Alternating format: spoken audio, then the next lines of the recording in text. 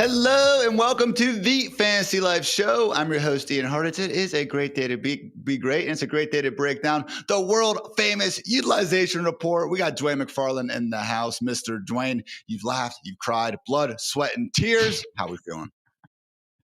That's pretty much the process of writing the utilization report, but it is all out of the love of the game, Ian, the game we play, fantasy football. So yeah, man, looking forward to breaking it all down.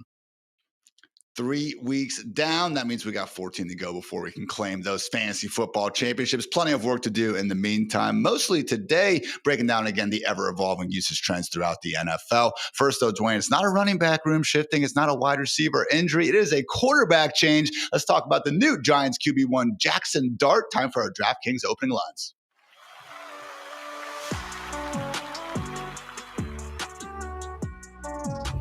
Just 2 short weeks after Russell Wilson threw for 450 yards and 3 touchdowns in that loss to the Cowboys, he's gone. Jackson Dart is in. Obviously didn't exactly have the best encore on Sunday Night Football. Not saying this was a bad move by the Giants by any stretch of the imagination. But yes, during the first round, young Ole Miss product will now be starting under center ahead of their Week 4 matchup against the Chargers. Real nice write out from our own Matthew Freeman on FantasyLife.com if you guys want to check that out. But Dwain, betting markets not exactly taking this as a massive threat after the Sunday night game. We saw the Giants opening up as 5.5-point underdogs against the Chargers. With this news, they are now 6.5-point dogs. So obviously just the first start for Dart. But that said, we have seen enough for him, particularly during his time at Ole Miss, to believe there could be a nice little fantasy ceiling here once he gets comfortable.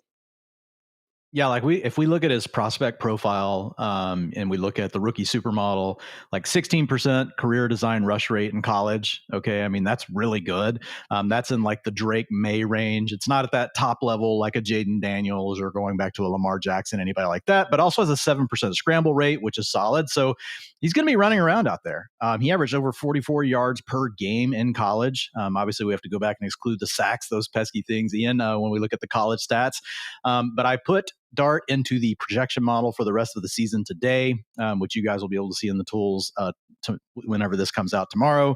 But he's my QB 13 the rest of the way in projections. Like, I'll probably rank him a little bit lower than that, but it's really all about the rushing yards, Ian. And I mean, I took down the yards per attempt as far as passing, all those things.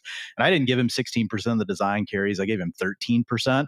But I mean, they drafted Dart for a reason. They want to use him and add all these different wrinkles. They were already kind of subbing him in a little bit to let him do some of these things. So I think the biggest questions are what he's going to be able to do as a passer. The college offense that he played in, a lot of wide open people. You can't necessarily hold that against Dart, but it is at least a question mark.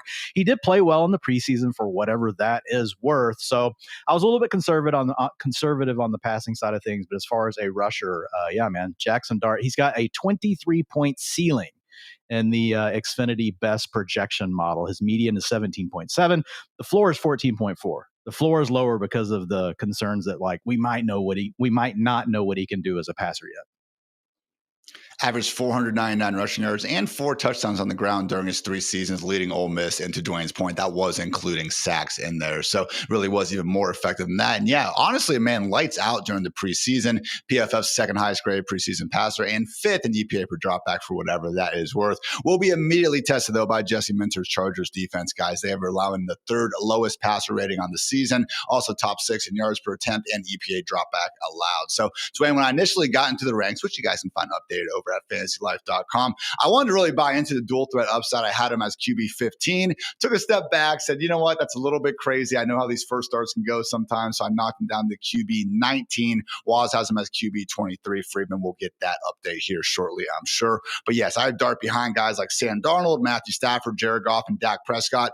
I'm ready to move him over those guys because of that rushing upside once we find out just how ready he is to go as a passer. Maybe that'll be as early as week 5 against the Saints, but I think the big moral of the story here is, yes, this is someone on the waiver wire, particularly in super flex leagues, man, that you should be going after.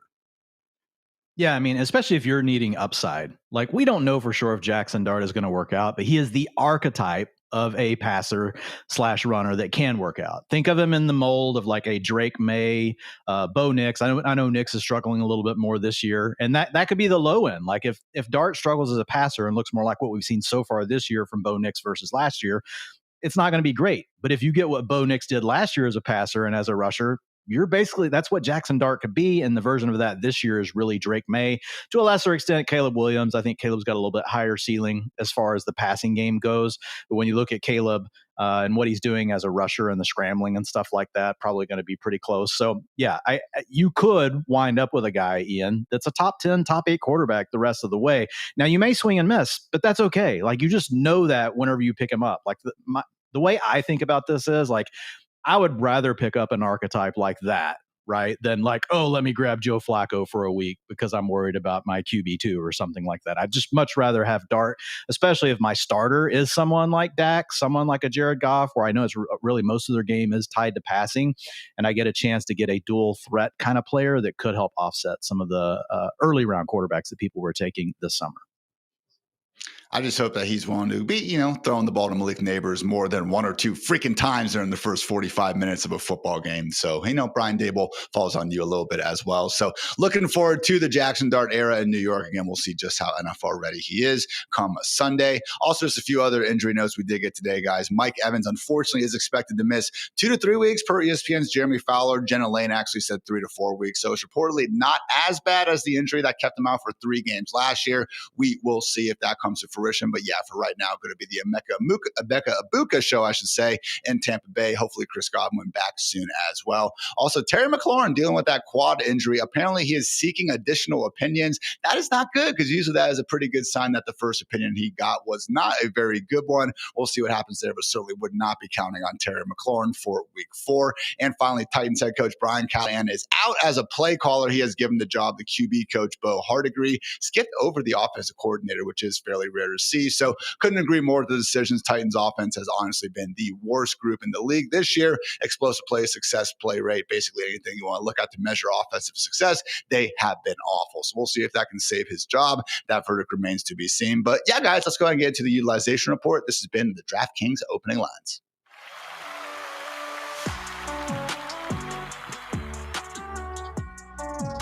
I teamed up with DraftKings Sportsbook to bring you the ultimate way to kick off this NFL season. Right now, new customers who bet just $5 will get $200 instantly in bonus bets and $200 off NFL Sunday Ticket from YouTube. That's right. New customers bet just $5, get $200 in bonus bets, plus another $200 off NFL Sunday Ticket. All you have to do is download the DraftKings Sportsbook app and sign up using my promo code FANTASYLIFE. The crown is yours. You can stack your bonus bets on same-game parlays, money line spreads, and more, or ride the momentum with live betting that makes every snap count. So here's your play. Download DraftKings Sportsbook, sign up with promo code FANTASYLIFE, bet just $5, and you'll get $200 in bonus bets instantly, plus $200 off NFL Sunday Ticket from YouTube.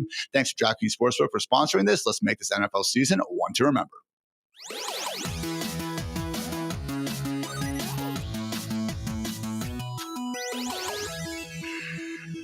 It's the utilization report presented by DraftKings Sportsbook. Dwayne, we were talking upended running back rooms for situations that, again, are starting to look very, very different as opposed to what we thought they could be a few short weeks ago, mostly due to injuries, as we know, but that is the unfortunate nature of the NFL. Kicking things off in Arizona, James Conner, unfortunately, undergoing season-ending ankle surgery. Trey Benson RB1 season is upon us, Dwayne. And I'll also say this, man, as much as maybe he didn't have the best rookie season and all that, efficiency numbers on a small enough sample size looking awfully good for Mr. Benson so far.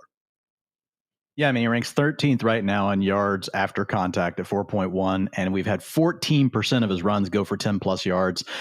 So look, it's like you said, very small sample. I had to use the cutoff of 20, to look at the numbers and compare him to the rest of the running backs in the league. But I mean, he is a former round 3 pick. He was the number 66 pick in the 2024 draft for the Arizona Cardinals, and he had really already started to force almost more of a 1A, 1B. And I think that's a big positive. And it wasn't like Trey Benson was just kind of sitting back and I was like, okay, in the same role as last year, they're barely giving you any touches. He had already worked his way into a role. He took over the 2-minute offense in week 2, really ramped up his route participation. So I just feel like there's a lot of positives here. We've got a guy that's got that 3rd round NFL draft capital. He was already starting to carve out a larger role. We've got a small sample where he's looked pretty good so far. And then I think the final thing here is just the fact that, like, who on this depth chart is really going to challenge him? Like, they've already kind of like isolated Amari DeMarcado out of the offense with Benson taking over his role. So I think DeMarcado will get some of the passing down work. They've got Bam Knight right now as their running back 3, so he might give him a little bit of relief and early down work. And then you got Michael Carter, who's probably a guy they'll bring up off the practice squad. Michael Carter's like one of those funny names. Like every once in a while you'll look up, you're like, what? Michael Carter's all they have left? He'll score 20 fantasy points. But I don't think he's really going to challenge Trey Benson right now. So yeah, I did my rest of season projections earlier, Ian, and I mean, I was having a hard time keeping him under 65% of the rushing attempts because you know me, I like to kind of take it conservative. Ian will send me a message, be like, man, put him in 80. And I kind of work my way up each week. But when I looked at the rest of the depth chart, man, I was like, man, I don't know. Like, so I gave him 63% right away for the rest of the way, but he does upgrade to mid-range running back 2 status. And in my rest of season projections, he came out as the running back 17. So it works out perfectly. I have him RB14 this week. Freeman RB16, was RB18. So I am a little bit higher than them on it. But Dwain, again, it just comes down to that touch count. Really is tough to move him too much lower in those ranks. I would still be starting guys like Josh Jacobs, Kyron Williams, Kenneth Walker without Zach Charbonnet, Bucky Irving, or Marion Hampton over him. That said, I do think Benson, again, with that full 3-down workload, I feel better about that than guys like Jordan Mason, Travis Etienne, Ashton Genty, even of the world. So again, life comes at you fast in fantasy football land. Trey Benson, though, someone who is quickly approaching that RB1 borderline. Wouldn't be surprised if he smashes on through it here sooner rather than later. One of those names I mentioned, Dwain, is the first-round rookie, Mr. Ride or Die himself, Marion Hampton. Sure seemed like Najee Harris could be making life difficult. Unfortunately, though, that season-ending Achilles injury takes him out of the picture. We did hear Jim Harbaugh say that they're going to be needing Kamani Vidal to be the next man up. Gus Edwards is still a free agent. But once again, similar sentiment to Trey Benson. I just fail to see really anyone on this depth chart is going to be giving Hampton too many problems when it comes to him handling that full 3-down workhorse role. And when we have that in a Chargers offense we like, Dwain, really does seem like RB1 production the rest of the way is firmly on the table. Yeah, a lot of similarities really between what we just talked about between Omarion Hampton and Benson. But I think the big thing here is this is a first-round NFL draft pick, right? So the Chargers are heavily invested here. And then if you look at his utilization score last week was a 96. So he wasn't leaving the field on passing downs. He was out there getting all of the early down work. Now, once they have a full week to game plan, will they possibly mix in, one of these other guys like a Hassan Haskins, like maybe he gets a few of the early down touches. Kamani Vidal, maybe he gets a few of the passing down reps. But it's really similar to what we just talked about with the Cardinals. Like, I don't see someone here that's really going to press for more of a role from Omarion Hampton. Like, he's going to have to do something, in my opinion, like really bad to lose this role. He's not been super efficient this year, but we talk about how fickle efficiency can be. 3.4 yards per carry, but 2.9 coming after contact. 9.5% of his carries have gone for 10 plus yards. So that's right at the NFL average. And like we were talking before the show, Ian, like the number of running backs, and we don't talk about that don't have high efficiency so far this year, like Saquon Barkley's in that bucket, CMC's in that bucket. We've got a lot of guys. Chase Brown's definitely way down the list. So when we look at Hampton, it's also an offense that we really like. Now, it's a pass-centric offense. I think that is one potential thing. We did see Hampton in a full-on role in week 1, guys. Now, he did play a good defense in the Chiefs that we can't completely dismiss. You could still get some games like that where if they just want to go nuclear with the passing attack, but the Chargers rank 2nd in drop back rate over expected. It's 6%. So pass-first offense. Don't know that we'll see many more 15% target share games whenever you've got Ladd McConkey, Quentin Johnston, Keenan Allen out there getting all these targets from Herbert. But we did see last week when he's on the field, if they're going to take that stuff away, Herbert's not afraid to throw it to him. And he caught a couple of swing passes that he looked really nice on. So I think the big takeaway is pretty big role coming, and it's still an offense that, if you had to rank the offenses right now in the NFL that you're the most excited about the rest of the way, I think the Chargers are pretty much in everybody's top 5, Ian. And now you've got the running back that's probably going to get a 70% snap share on that offense. Let's just not overthink it. He's a round 1 pick. He's a borderline running back 1 the rest of the way. Set up well this week, especially to Giants defense. Bottom 5 unit in terms of total rushing yards, giving up to RBs and also PPR points as well. So consensus top 13 running back in those ranks, and that honestly might even be a little bit low. Someone who is not top 13, Dwain, but should still be in the majority of fantasy lineups. Browns RB1, Quinshon Judkins. No training camp, no problem. He is really taking over the situation. Yeah, sure, Jerome Ford and maybe even Dylan Sampson might take a few pass down snaps here or there. But man, Dwain, if the Browns want to run the football, they're going to do so with Quinshon Judkins. Yeah, I mean, if you think about the best recipe for the Browns, when you look how good their defense is, it's probably to stop throwing the ball so much. And what we've seen over these last two games since Quinshon Judkins has really stepped into a bigger role, drop back rate over expected week 1 was plus 6% for the Browns. Last week, or week 2, was minus 3%, and last week was pretty much neutral at 1%. And Judkins has been part of that. And last week we saw him jump up to a 95% rushing share. Like that's up there like at a Chase Brown level. But man, 5.51 yards per carry so far on 28 attempts, 5.1 coming after contact. Just looks really good. Went back and was watching the film when I was writing this up. Hat tip to Josh Norris over at Underdog, and he had already put it up. So he already had all the plays all cut up, and I was just able to watch that, and I put a link to it in the utilization report so you guys can get to it.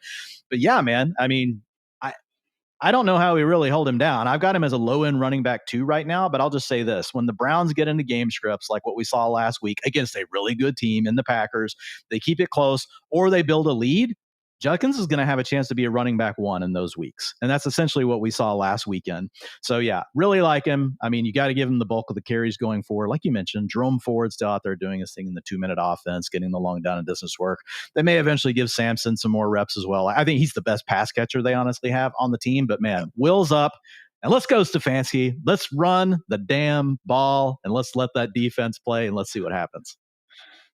And guys, can't stress enough how good he has looked in limited action. Dwain mentioned 5.1 yards after contact per carry. That is pretty easily the highest mark among all running backs so far. Again, small sample size, but still certainly doing the most with what we have seen so far. The issue is, again, just this offense. This week, we only have 3 of them implied to score under 18 points, and there are the Browns, the Saints, and the Titans. So obviously 8.5-point dogs going up against the Lions. Wouldn't exactly expect this to be a game that he can be flirting with positive game script. That said, really good running back, looking at potential for 20-plus touches out there. He is my RB22 on the week early on, ahead of the other fantasy life rankers. Last one, Dwain. This is someone I actually have ranked higher than Quinshon Judkins. He is my RB17, 1 spot ahead of Mr. Ashton Genty himself, and that is Jackson Dart's fellow rookie running mate, Cam Scatterboo, one of the more entertaining running backs to watch out there because this man has never seen a would-be tackler that he doesn't think he can run the hell over. So Cam Scatterboo, a lot of fun to watch. And as we saw last week, Dwain, honestly, throughout his entire career, at least that last season, I should say, at Arizona State, the man can catch the football as well. Yeah. I mean, and he did really well in the rookie supermodel, especially the pre-draft model before we put in NFL draft capital, because he ended up being a round 4 pick and a really loaded class. Might have been more of a round 3 pick in some of these previous classes, depending on what team needs were. But when you look at Scatterboo, the 2 key things that he does, Ian, are the things that unlock massive upside in fantasy football. And that is he has the ability to score touchdowns. You know, he's a bigger back. He runs hard. We saw him score a touchdown last weekend from inside the 10-yard line. So I think he's going to get most of the work inside the 5 while we don't have Tyrone Tracy. And then what's the other thing is what you mentioned. Like, this dude was a prolific pass catcher in college, and we saw it right away last week. He came out and had a 27% target share in that game, despite Tyrone Tracy playing the first couple of drives. So when you look at Scatterboo, 24.1 fantasy points. And after Tracy exited the game, he handled 70% of the snaps, 57% of the rushing attempts. So I did go back, Ian, again, small sample alert, major small sample alert. But if we're just talking about the next few weeks before Tyrone Tracy is back, just to kind of help you guys understand how important these 2 roles we just talked about are, since 2011, there have been 28 instances of a running back, and this is for this season, what they average for the season, handling 50% or more of the rushing attempts and having a 15% or higher target share. Remember, last week he had 57% of the attempts and he had a 27% target share. So I brought the bar down for both of those things. Those backs have averaged 21.7 fantasy points per game. Do we know Scatterboo is going to be locked into that kind of role for the season? No. But until Tyrone Tracy's back, I feel pretty good about it. So I'm with you, Ian. I upgraded him to low-end running back 2 territory, but he offers running back 1 upside until Tyrone Tracy returns. I have not finished my ranks yet for this week, but I'm guessing I'll be pretty close to you. I was already thinking mid-range running back 2. Similar problem as obviously Judkins with the Browns. The Giants are implied to score the 5th fewest points this week. Not exactly expecting them to be letting up the scoreboard. But again, even if they're falling behind, kind of like we saw in that Chiefs game, that's okay because Scatterboo, unlike Judkins, is going to be the one out there still catching those passes. So high ceiling for, again, the Arizona State product right now. Very much should be feeling good about, again, his future fantasy upside. And honestly, Dwain, like even when Tyrone Tracy, if and when he does get back in the picture, I don't love when running backs are trying to play through these shoulder and rib injuries, man. It is a dislocated dislocated shoulder for Tracy, is expecting to sideline him for 2 to 4 weeks. But it's one of those potential lingering factors where, again, I would really be shocked at this point if Tracy is ever making too much of a headwind back into this conversation. But we'll see what happens. Let me remind you guys, I am not a doctor, despite, popular belief over here. So good stuff there, Dwain. Now we're getting into some utilization leaderboard. I did want to, again, remind you guys to go ahead, download the DraftKings Sportsbook app, sign up with promo code FANTASYLIFE, bet just $5, and you'll get $200 in bonus bets instantly, plus $200 off NFL Sunday ticket from YouTube. That's code FANTASYLIFE over at DraftKings Sportsbook.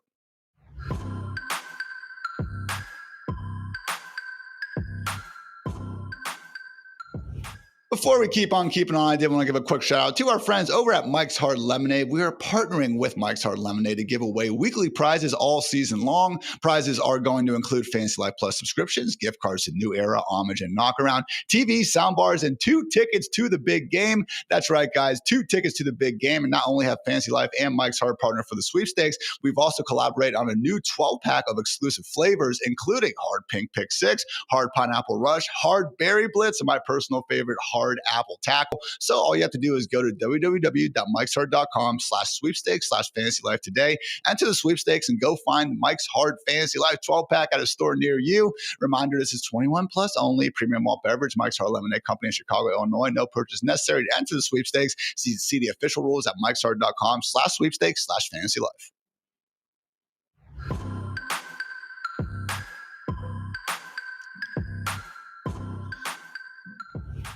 Winners write the history books, Dwain, and they also tend to win the fantasy football championships for us. So let's look at the top leaderboards here on the utilization report. Of course, the utilization score is a 1 to 100 metric, help to, again, predict who what guys are going to be doing, because, Dwain, it is actually more correlated to future success than fantasy points.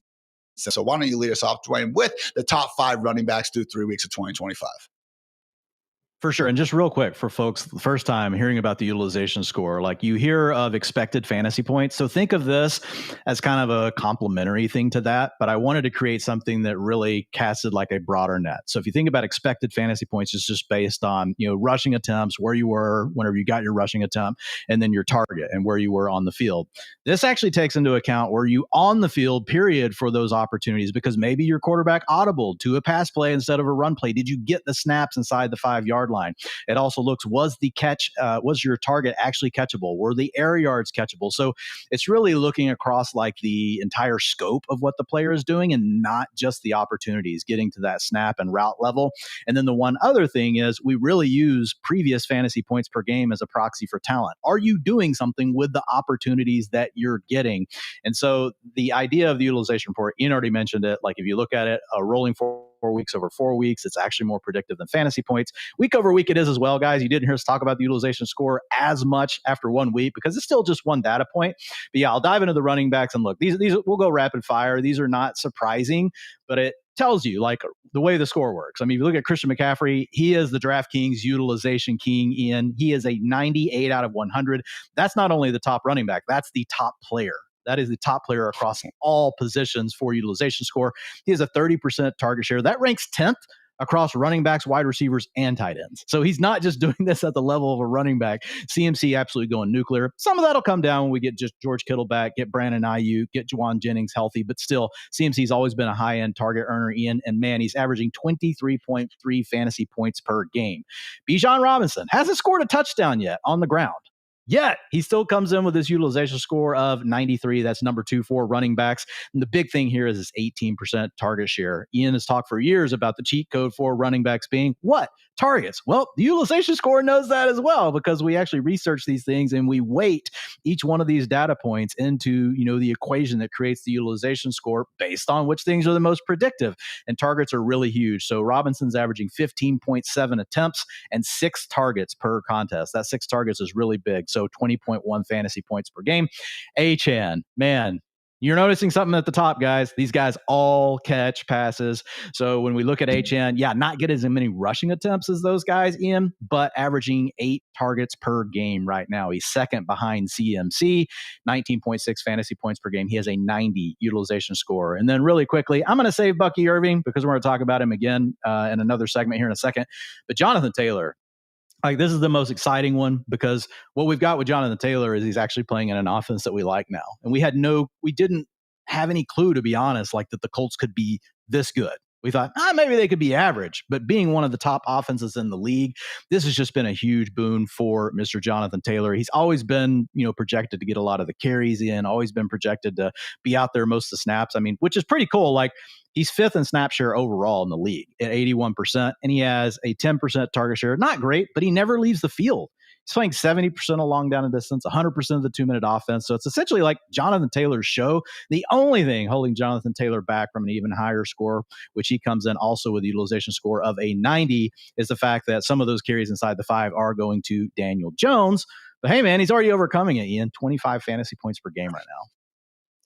Still plenty of touchdowns for Jonathan Taylor. Not so much for these other guys, though, Dwain, which is kind of hilarious that, again, there is still meat on the bone. In terms of running backs, with the most rush attempts this season without a touchdown, Bucky Irving's in first place at 56, Christian McCaffrey in second at 52, and Bijan Robinson with 47. So, again, guys already putting up plenty of fantasy numbers. Could be even bigger, though, in future weeks once those touchdown regression gods go ahead and do their thing. Let's move on to wide receiver, Dwain. Again, a couple guys where, I'm sure everyone is aware that they are putting up some big time numbers, but that said, the utilization backing them up also looking pretty dang great. Yeah, Puka Nacua, I mean, he's essentially a running back. Like, you're getting like a high-end running back production from a wide receiver. He's got a 39% target share. His targets per route run is 43%. Remember, guys, the first game he got hurt, got knocked out for a little bit. So, like, these numbers could be even higher. And he just plays in a scheme that is just, like, so fantastic. He gets the lineup from the slot 48% of the time with Cooper Kupp gone. He's getting more looks there. Ranks first in motion at the snap, which is a cheat code for wide receivers. 28% of his routes come with motion at the snap. And he gets the sixth highest percentage of his targets coming off of play action at 34%. Those are all cheat codes, and Sean McVay knows it. So you have a fantastic player and a fantastic offense. He's the wide receiver one the rest of the way. You look at Jackson Smith and Jigba. This is awesome, man. Like, he broke out in the second half of last season and really coming through to start this season as well. He's got a utilization score only 1 point behind Nacua at an 89. He has the highest target share of any wide receiver in the NFL at 41%, and he has an air yard share of 56%. That's actually first in the NFL as well. You look at this guy and you look at what he's doing from his fantasy perspective, 19.4 fantasy points per game. That ranks number 4. His historical utilization comps have averaged 18.9. So yeah, JSN, man, mid-range wide receiver 1 moving forward. Rome Odunze, this maybe is the most exciting one, Ian. Number 9 overall pick in 2024. Did not do that much last season, but man, has he come out of the gate very hot this year. He also has an 89 utilization score right there with Jackson Smith and Jigba, leading the Bears with a 28% target share, 40% of the air yards, and man, 60% of their end zone targets are going through Rome Odunze. Caleb Williams loves him some Rome. So he's now a low-end wide receiver 1 the rest of the way. And then Ian, one of your favorites. Like, this is how you guys know I'm not biased and I really just follow the data. Garrett Wilson made the column. You know why? Because he's number 4 in utilization score at an 87.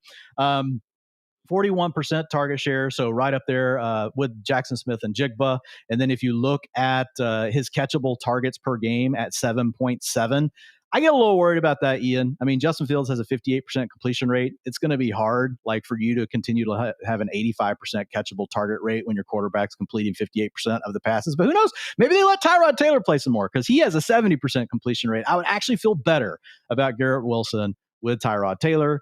I'm sure the Jets feel better about their team with Justin Fields. So we'll have to see what happens. But yeah, I had to upgrade him because, the utilization is there so far. I'm a little bit more worried about him than these other guys, but he is a wide receiver too.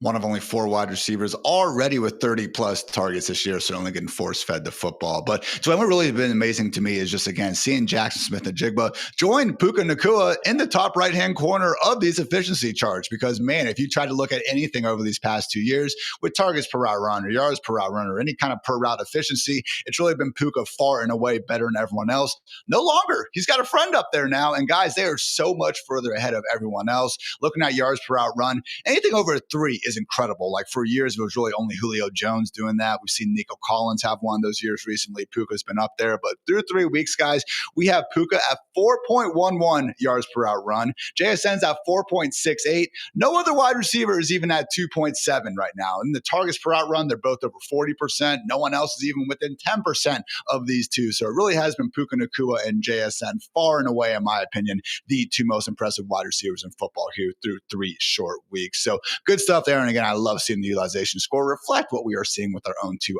eyes on Sunday as well. Let's get into our tight ends, though, Dwayne. Again, some big names here that, let's face it, not really many people were expecting here a few short weeks ago. Talk us through the tight end leaderboard for the handy-dandy utilization score.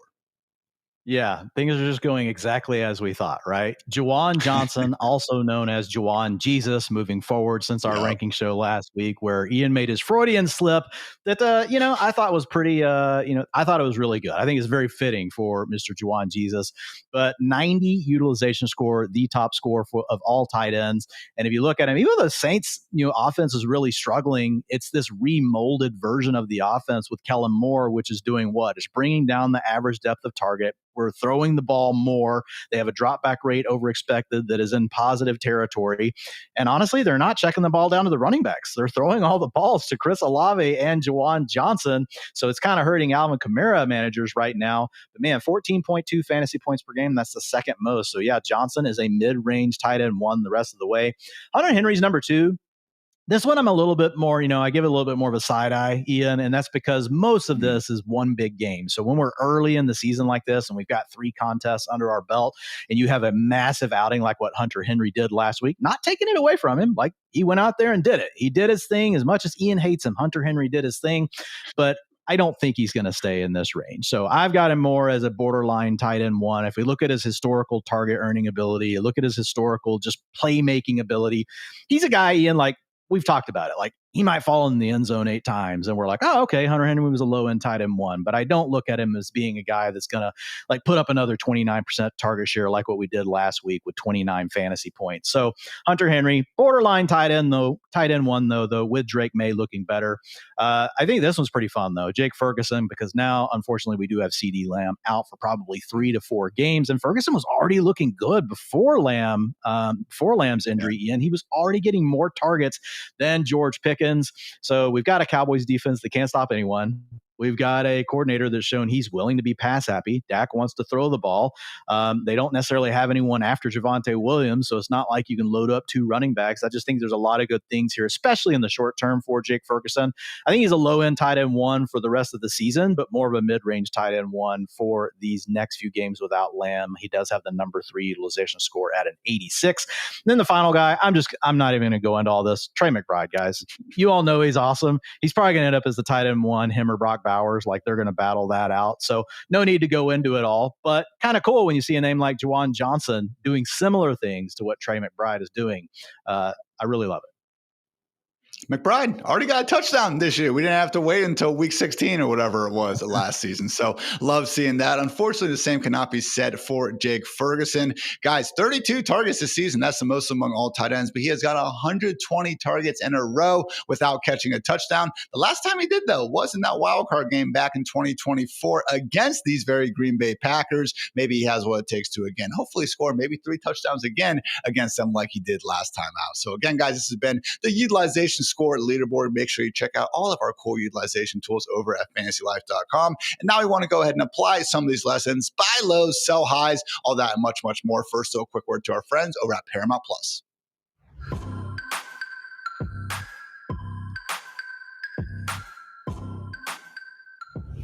You can't count on much these days, but you can always count on Sundays with the NFL on CBS and Paramount Plus. That's right, football fans. Watch your local NFL game live every Sunday on CBS and Paramount Plus all season long. And this Sunday at 4:25 Eastern is a must-see matchup between former MVPs when Lamar Jackson and the Ravens fly into Arrowhead Stadium to take on Patrick Mahomes and the Chiefs. Visit ParamountPlus.com/NFL to get started today and count on Sundays for another must-see season of the NFL on CBS and Paramount Plus.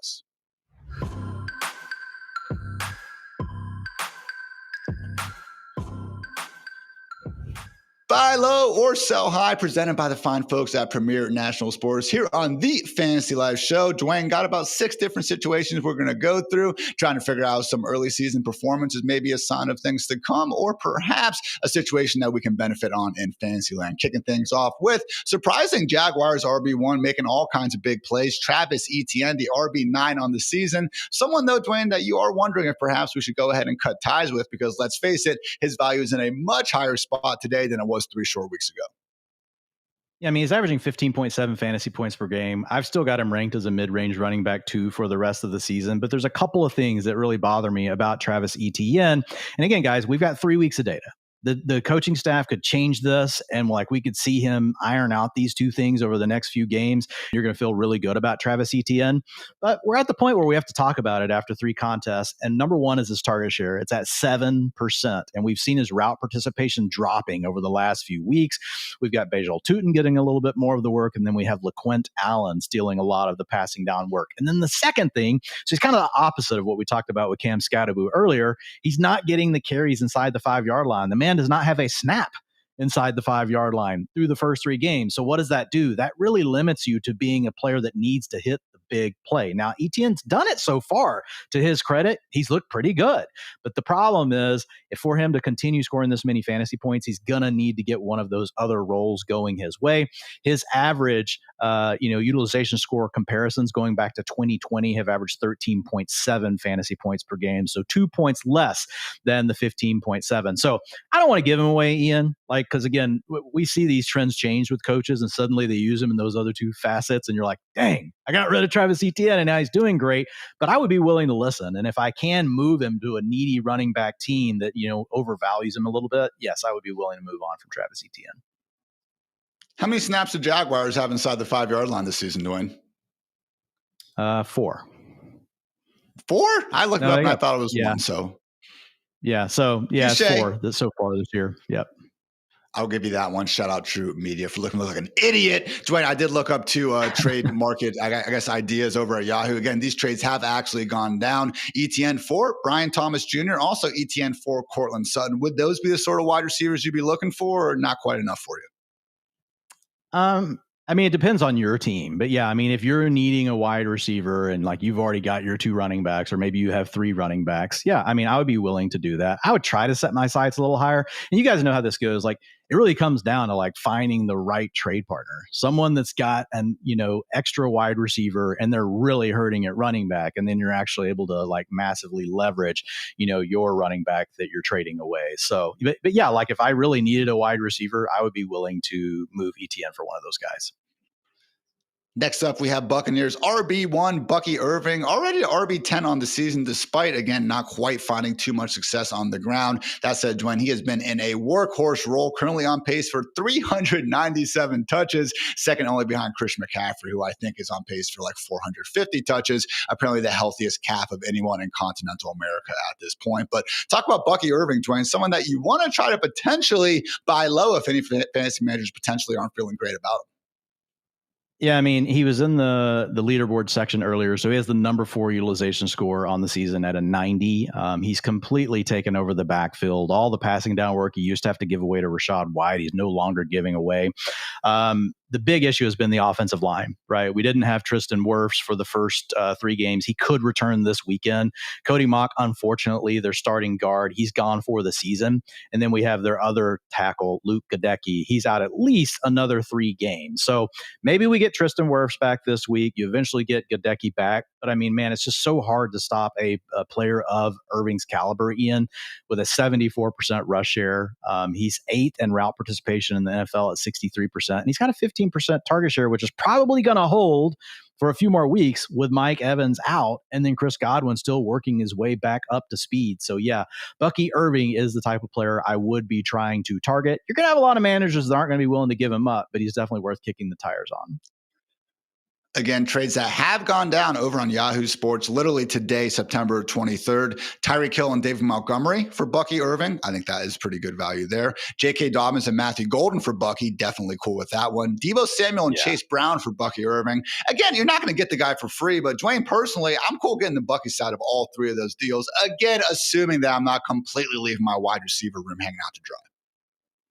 Yeah, it really comes down to the depth, of your roster. But I mean, obviously, what you're hearing there is like the allure of Bucky Irving's name, even though he's scoring 15 and a half fantasy points per game. His average comp and the utilization score is average 18 since 2020. People are still looking at Bucky Irving as being a guy they know as a top 6 running back. So it really comes down to your league. I totally agree with what you just said. Like, don't give away Deebo Samuel if he's also your wide receiver too right now, and you're giving away a running back. But it just depends on your team. Speaking of top 10 fantasy performers, we do have a certain wide receiver in Las Vegas making all kinds of moves. Of course, we're talking about Trey Tucker. I mean, how guys could you not have started Trey Tucker last week? I mean, Dwain, you had him ranked as your wide receiver 3 overall. Of course you did. That is a flat out lie. But yeah, guys, he is the wide receiver 4 on the season. Again, I remember when Geno Smith gave him that Santana Moss comp back in August, and we kind of snickered at it. But hey, Dwain, through 3 weeks, certainly making the most out of his opportunities, as you would expect from a 24-year-old born in the great state of Ohio. So Trey Tucker, hey, someone who did get day 2 draft capital once upon a time. He did crack my top 50 on the week, Dwain. That said, maybe we should pump the brakes a little bit on expecting too many more fireworks and an offense that should still be going through Brock Bowers and Jacoby Myers more weeks than that. Yeah, also a Texas Tech Red Raider. I do have to say, though, the Geno comment is what stuck in my head and made me have like a little bit of a pause, whenever I started writing about Trey Tucker. Yeah, Geno knows a lot more ball than I do. But this is what I'll say. A 40.9 point performance in week 3. Obviously, that's really helping him here. He's averaging 19.7 per game. And then what you mentioned, I still expect the offense to funnel through Brock Bowers and Jacoby Myers. Those are proven strong target earners. And then if we look at Trey Tucker and what he's done for his career, while it's nice to see what he's doing this year, his career average targets per route run is 14%. Well, he's a young player. He's entering year 3, so we're not saying he can't get better. But this year, it's an 18% targets per route run. Guys, go look through every player you can find in the history of the game that has an 18% targets per route run. None of them are going to be these high-end wide receiver 2s or wide receiver 1s. So I look at him as like that low-end a boom-bust wide receiver 4. If you want to call him that, I'm totally fine with that. But right now, obviously, he's a guy that's going to be heavily picked up on the waiver wire. I don't have any problems with that, but he's just going to be the number 3 in his own offense. So I think it's going to be a frustrating experience for Trey Tucker when you're trying to figure out when to start him. Has been a nice offense, though, throwing the football 2 of the 3 weeks of the year. Obviously, it was messed up when everyone actually watched them Monday Night Football against the Chargers. But week 1, I think Geno ended up with 362 yards through the air and obviously 3 touchdowns, all of them to Trey Tucker last week as well. So, hey, guys, guess what? If you scooped up a boomer bust wide receiver 4 on the waiver wire in some of those deeper leagues, you should be happy about Trey Tucker. But yeah, maybe not exactly expecting these wide receiver 1 ways to continue. Dwain, let's talk about another potential buy low candidate. And this one is a little bit tricky because we have Bengals RB Chase Brown, somehow not yet over 100 rushing yards. I believe he is up to 43 or 47 carries on the season. That is under 2 yards per carry for those counting at home. Again, it has been ugly in Cincinnati. And yes, that offensive line has been the primary culprit. We should give Chase Brown credit for getting as many yards as he has, honestly, because he has negative rushing yards before contact per carry. That said, Dwain, the utilization here tells us that there should be a lot more production here in hopefully the coming weeks. I'll be honest, Chase Brown's very conflicting for me. While we know efficiency is very fickle, Ian, like someone averaging 2 yards per game with the workload that he's had ample opportunity.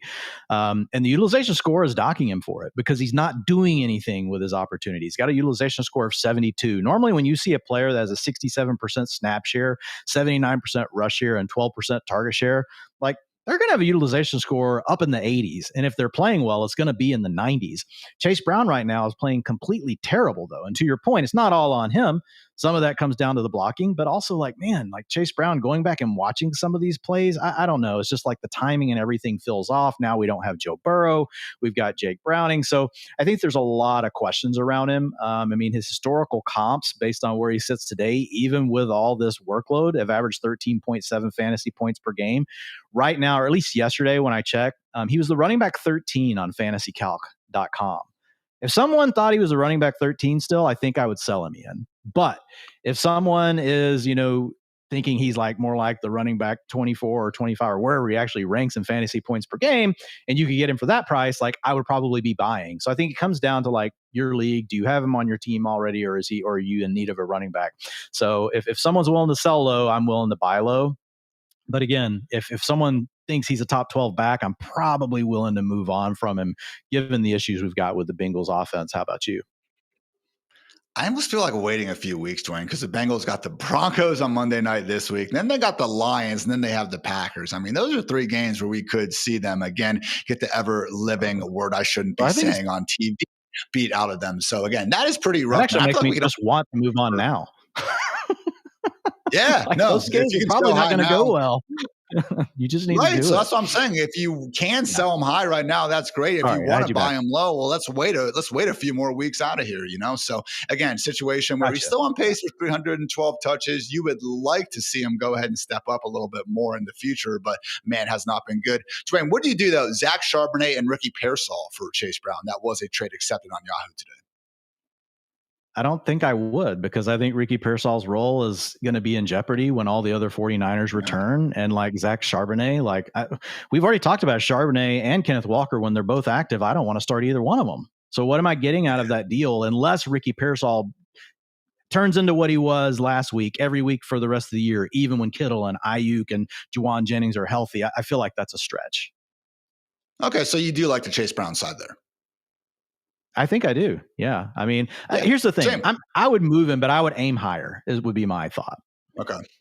I would try to. Fair enough, my friend. Another guy we are trying to potentially sell high on, Colts wide receiver 1 for now, Michael Pittman. Obviously got Tyler Warren actually leading the way in targets, but to Pittman's credit, man, he has been a wide receiver 2, and in this case, a wide receiver 1, the wide receiver 12 on the season, every year of his career, except for last year when he was dealing with that unfortunate back injury. So Michael Pittman, Dwayne, we love the Colts offense and everything they're doing right now with the play action, the RPOs, the shift in motion. Again, Shane Steichen really pitching a masterclass so far through 3 weeks of the season. That said, maybe a situation where if you can get people looking at Michael Pittman, fully believing he could be that wide receiver 1, decent opportunity to go ahead and sell high on the guy. Yeah, riding up Pittman was really weird because I gave him an upgrade and then I said he was a sell high. So I did. I upgrade him into wide receiver 3 territory. But when you look what he's doing right now, he's scoring 15.8 fantasy points per game. He's performing as a borderline wide receiver 1 right now, but his utilization score is 66. So even though we like the Colts offense, we know it is still a bit of a diverse offense. If we look at his comps going back to 2020, 12.8 fantasy points per game are what the comps to Pittman has averaged. So while he's been really good, historically, we're playing a numbers game here, his comps have averaged 3 points less than that. And that's really more of a mid-range wide receiver 3, which is where I moved his rest of season rank to, which is wide receiver 30. So if you can go sell Michael Pittman to a wide receiver needy team that actually thinks he's closer to a wide receiver 1 or even more of a mid-range wide receiver 2, I would be willing to do it. Only 11% of his comps turned in a top 18 wide receiver performance going back to 2020. So I feel pretty comfortable about this one. It could happen. I said 11%, guys, so don't scream at me. But again, we're playing a numbers game here, and it's kind of weird trying to thread the needle of giving someone an upgrade and then turning around and calling them a sell high in the same sentence. I will say, though, these were some of my favorite trades I did see executed today. The Chase Brown one, again, I had to kind of dig a little bit, and that was the only trade that I thought I actively would go out on my way for. Michael Pittman, though, Dwayne, today he was traded straight up for Trey Benson. He was traded straight up for Jordan Mason. Someone else packaged Michael Pittman and Mark Andrews for Trey McBride. I do all 3 of those in a heartbeat, I think. Yep. Those are great examples. Those are the best examples we've heard so far. So, yeah. And the thing is, guys, just kick the tires. Always kick the tires, because there are the times that it happens in your league and you're like, man, why didn't I send that offer? And I get guilty of it too, Ian. I get so guilty, and I see the trade go through. I was like, dadgum, I need to be more active in sending out these offers. Worst case, you get made fun of and roasted a little bit in the group chat. But best case, again, you go to the group chat and you see everyone else making fun of your league mate for accepting that trade that you managed to go ahead and get done. Last one, Dwayne, I do love this call. Buying low, perhaps, on Panthers, rookie wide receiver 1, Tedero McMillan, just a wide receiver 30 on the season. But my goodness, this dude makes a crazy one-handed catch, unfortunately out of bounds, seemingly every week. And this last week, he just had a short catch where, again, it looked like the man was literally flying between, the ground and heaven up above him. So Tedero McMillan, all the talent in the world. And to Bryce Young and the Panthers' credit, the last 6 quarters of football, Dwayne, not saying they look like world beaters out there, but they have looked the part of at least an average-ish NFL offense, which is a lot better than some of the lows we've seen out of that group in recent years. Yeah, I mean, Bryce Young definitely not helping matters, but Tedderota McMillan is playing so well, like it's helping offset that. He's the wide receiver 33 in fantasy points per game at 11.9, but he has the number 19 utilization score at a 74. He leads the Panthers with a 23% target share. And if you look, there are 58 historical comps that have averaged a score around where Ted McMillan is right now, Ian, and they've averaged 14.6 fantasy points per game. So this is like the opposite of the Michael Pittman thing. He's averaging 11.9. So you got a lot of room to go up here with Ted McMillan. 72% of them were a top 24 wide receiver. Right now, he's the wide receiver 33 in points per game. So I think there's a really good chance that it ends up paying off. And man, there's even more upside than that. Like if you look at the outlier edges of it, Ian, 16% of his comps went on to become top 12 wide receivers. So we're not saying it's going to happen, but there are guys that had a profile very similar to his that did finish in the top 12. And with a young rookie like this, like we could see him continue to come on, especially if Bryce Young can get it going. So yeah, love buying low on Ted McMillan if you can. Tedderota McMillan for Jaylen Warren. You doing that trade, Dwayne? For Jaylen Warren, yeah, I'm taking Ted. Like you're taking T-Mac. Yeah, exactly. Quinshon Judkins for T-Mac? Yeah, same thing. If you need the wide receiver, yep. What about T-Mac or Jameson Williams the rest of the way? I'm going T-Mac. Me too. 3 for 3. And again, those were the trades. The problem with JMO, man, is like, the problem with JMO right now is just like, God, like he's not shown all the hype we heard, like he's actually got a lower targets per route run than his career right now. So I mean, we haven't seen the big step forward. JMO could still end up doing it, but no, I think Ted McMillan's the better player. The dude's ultra talented, but guess what? You're sharing the offense with our one true sun god, and you got 2 running backs who can basically run through any defense, as it turns out, and as we saw on Monday Night Football. So good stuff there, Dwayne. And again, guys, want to remind you that the fine folks at Premier National Sports are friends of the Fantasy Life Show. And if you or someone you know is looking to play sports at the collegiate level and need help navigating the world of recruiting and NIL, the fine folks at Premier National Sports have got you covered. You can get in touch with Premier National Sports team at premiernationalsports.com today.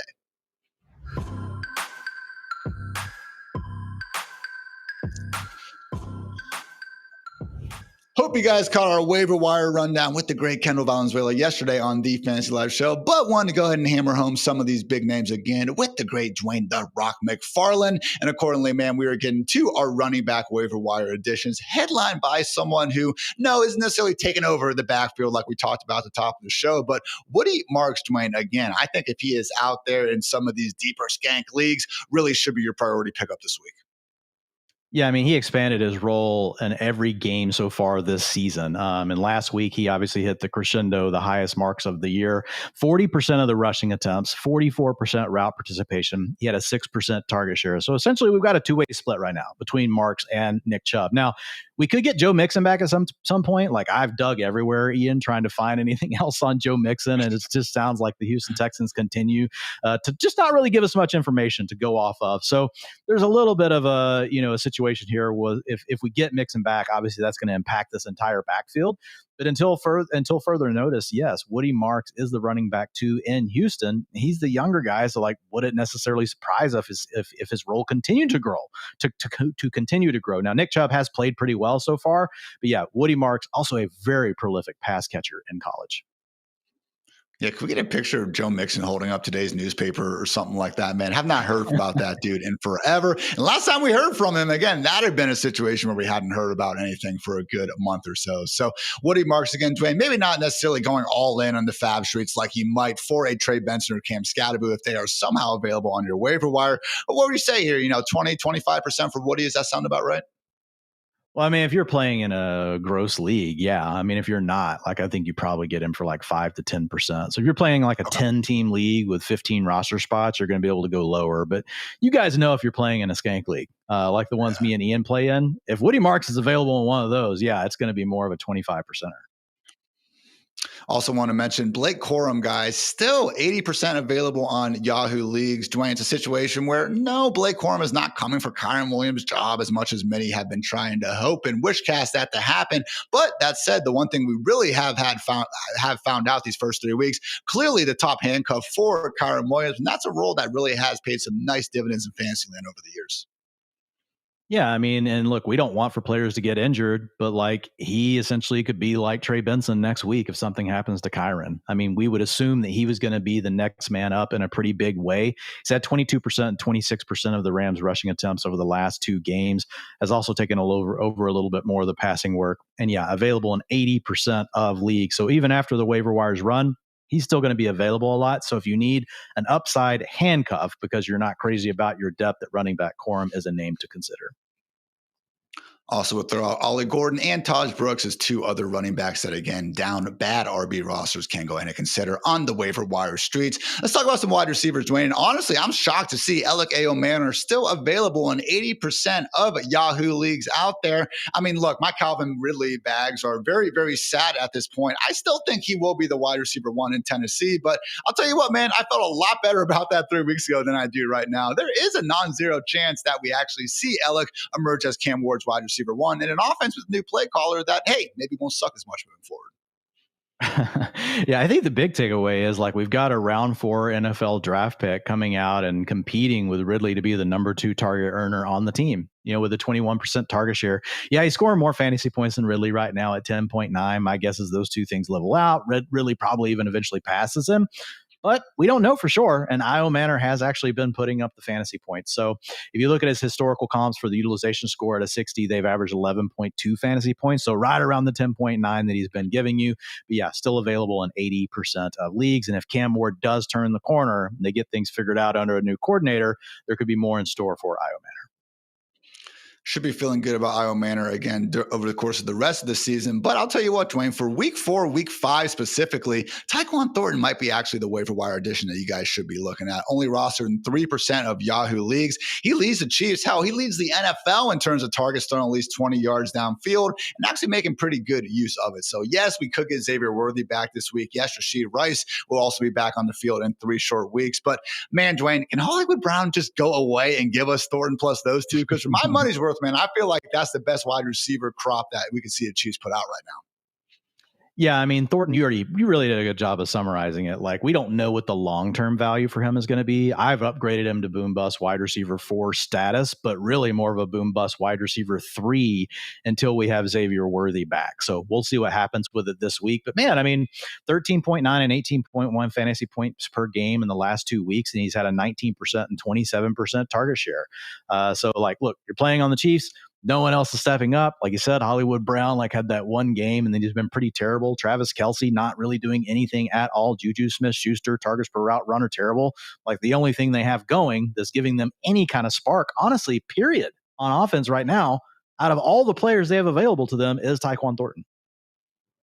Additional wide receiver names that, again, Dwayne would be happy to scoop up on the waiver wire. Luther Burden coming off that real nice week 3. Still needs the full-time role, but certainly someone capable of making the most out of his opportunities. Torrey Horton for the Seahawks just won't stop scoring touchdowns. Would be a little bit cooler if they were more of a pass-first offense, but we cannot have it all down in these waiver streets. And also Troy Franklin, Dwayne, still available in 55% of Yahoo leagues. And it's important to remember, despite his box score dud in week 3, we still did see him have a pretty nice full-time role. Yeah, 94% route participation. That was the highest of the season for him. He's got a 21% target share just behind Cortland Sutton on the year.